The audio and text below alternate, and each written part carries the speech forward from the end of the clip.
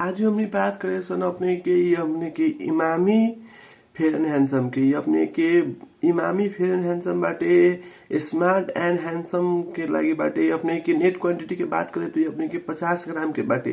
एक net quantity की बात करें तो 50 ग्राम के बाटे। ये अपने के ब्राइटनेस क्रीम फॉर मेन बाटे।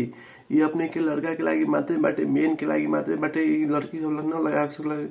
और इंस्टेंट ब्राइटनेस लुक ये अपने के लगाते मात्र ब्राइटनेस मुंह पर कुछ उजाला करके दी। अपने से जरूर ट्राई करे सन।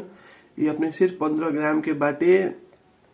ट्रस्टेड मेन ब्रांड मतलब ये बहुत ही अच्छा इमामी कह के बहुत ही इंडियन ब्रांड बाटे, बहुत ही ट्रस्टेड बाटे। अगर प्राइस के बात करें तो ये अपने के 40 रुपया आईसी में मिल जाए। अपने के मार्केट में 40 रुपया आईसी में मिल जाए। अपने के कहे तो नेपाली में अपने के 60-70 रुपया में अपने के मिल जाए।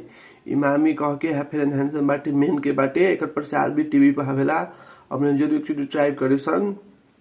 बहुत ही अच्छा बाटे, एकदम प्रीमियम बाटे। अपने जरूर ट्राई करे सन।